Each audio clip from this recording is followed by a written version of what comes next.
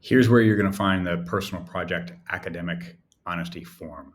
So here I am in the student's file, and they've got all of these options here on the left side.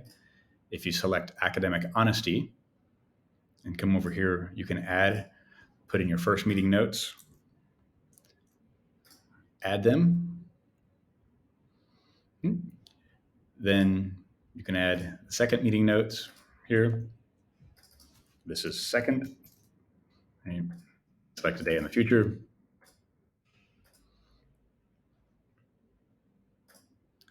We add the third meeting notes.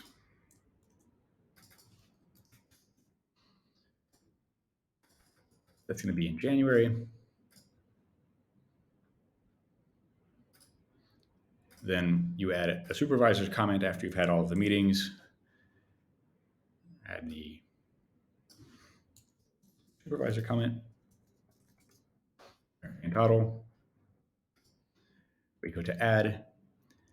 And once all of those are added, this button becomes ungrade. It's marked as complete.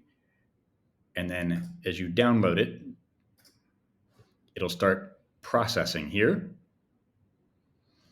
And what you end up with is this academic honesty form. And it's already completely filled in. First, second, third, right? Student declaration.